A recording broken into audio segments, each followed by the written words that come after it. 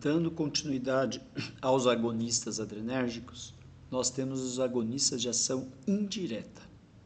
Então, essas drogas elas não têm a propriedade, a capacidade de se ligarem diretamente nos receptores adrenérgicos e ativar os receptores. Então, elas promovem a ativação dos receptores, mas de maneira indireta. Como assim? Então, existem drogas que vão aumentar a liberação de noradrenalina ali nos órgãos. Tá? Então, nós temos as anfetaminas, por exemplo, que fazem isso. Nós temos drogas também que vão impedir, vão inibir a recaptação da noradrenalina que foi liberada para o interior da terminação nervosa. Então, nós temos drogas que vão inibir essa recaptação. Então, também vai aumentar a noradrenalina no tecido. E nós temos drogas que inibem a degradação da noradrenalina. Por exemplo, se você inibe a MAO ou a CONT, que são as duas enzimas que metabolizam a noradrenalina, haverá um aumento de noradrenalina. Então, observe que nessas três situações, é a própria noradrenalina que, por estar aumentada ali nos tecidos, é ela quem vai ativar os receptores adrenérgicos. Então, nesse caso, todos os receptores adrenérgicos serão ativados, tanto os receptores alfa, como também os receptores beta. Então, vou falar aqui de algumas drogas que atuam, de maneira indireta. Então, uma delas são as anfetaminas. Anfetaminas é o nome de um grupo de fármacos que tem ali o fenproporex, anfepramona, entre outras. Então, como que as anfetaminas atuam? Eu havia explicado em outros vídeos que depois que a noradrenalina é recaptada, aqui dentro da célula, algumas moléculas vão ser rearmazenadas para o interior da vesícula, enquanto outras vão ser metabolizadas, degradadas pela MAO. Para que essa noradrenalina entre para o interior das vesículas, existe uma proteína transportadora que faz esse transporte. Quando o paciente usa anfetamina, essa anfetamina vai ser transportada no lugar da noradrenalina. Isso vai causar um aumento de noradrenalina aqui no citoplasma dessa célula, e aí essa noradrenalina vai começar a ser liberada em maior proporção. Então, nesse caso, as anfetaminas elas vão funcionar como um falso substrato para essa proteína transportadora aqui presente na membrana da vesícula. Então, é dessa maneira que as anfetaminas atuam. Então, elas, de certo modo, vão aumentar a liberação de noradrenalina ali no organismo. Então, as anfetaminas elas já foram usadas para vários tipos de problemas de saúde. Já foi usada para tratamento da depressão, hoje não é mais usada, porque existem medicamentos melhores, fármacos melhores, também da narcolepsia. Então, hoje também a narcolepsia não é mais tratada com anfetaminas, e nem hiperatividade em crianças. Então, também já foi usada para isso. Atualmente, as anfetaminas são indicadas para tratamento da obesidade, que antigamente chamava-se de obesidade mórbida, mas hoje é classificada como obesidade grau 3.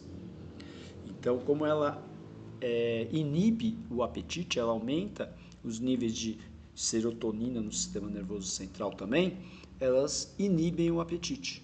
Então, elas são usadas nesses casos. É importante salientar que ela só é indicada para tratar obesidade nessas condições, obesidade grau 3.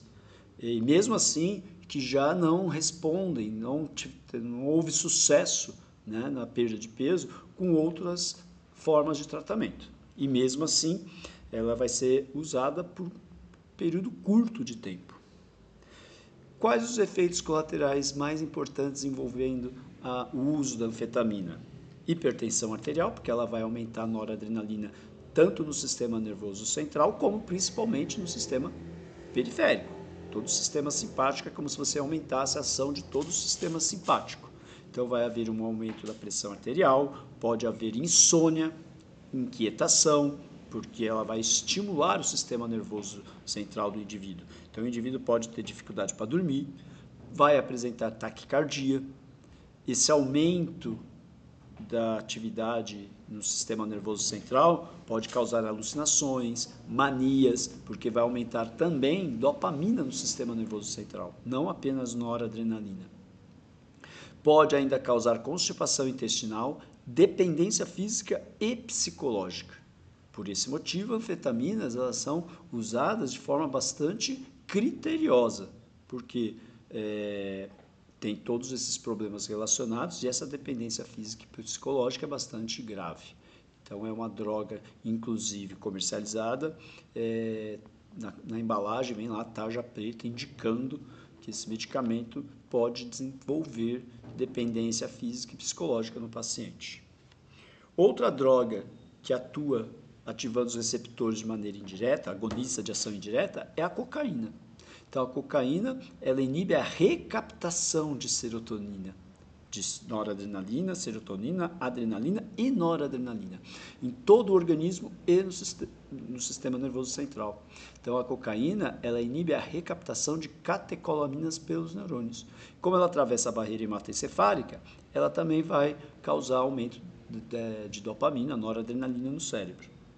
Então, os efeitos que a cocaína vai promover no organismo são muito parecidos com aqueles que eu falei das anfetaminas. No entanto, a cocaína ela não tem uso terapêutico, então ela é considerada uma droga de abuso. Embora, no passado bastante distante, ela já foi usada como estimulante, inclusive. Então, ela já teve um uso terapêutico. Hoje, não.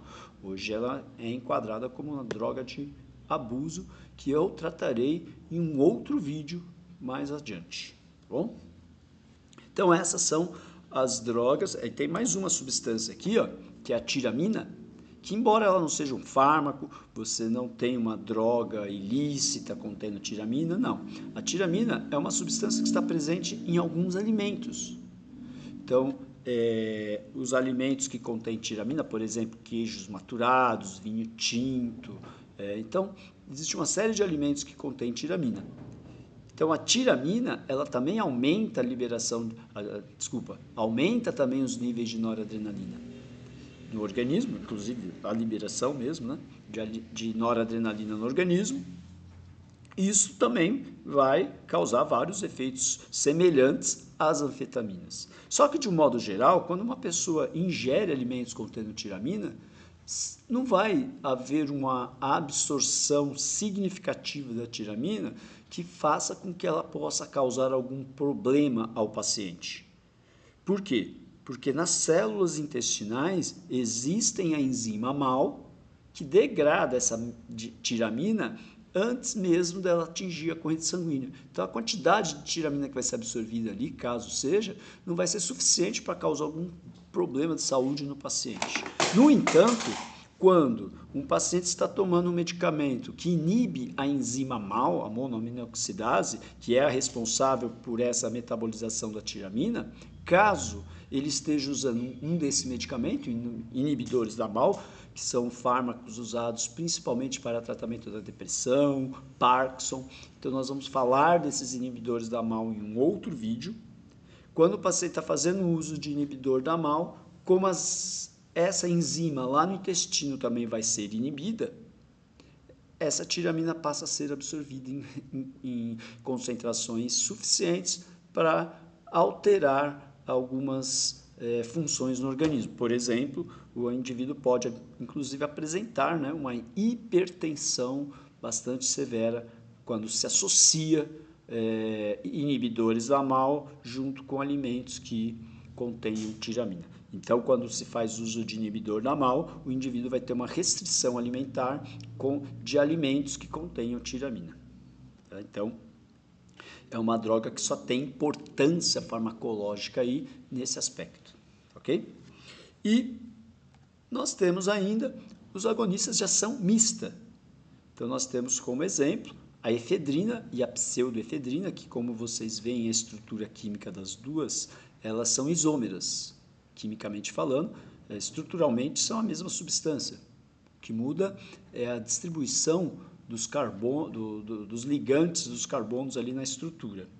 Então, a efedrina e a pseudoefedrina, elas agem de duas maneiras. Além delas aumentarem a liberação de catecolaminas, elas também podem ativar diretamente os receptores adrenérgicos. Então, essas drogas elas são usadas para tratamento de problemas respiratórios, né? Por exemplo, para promoverem broncodilatação, mas também são usadas na forma de solução nasal para tratar de congestão nasal.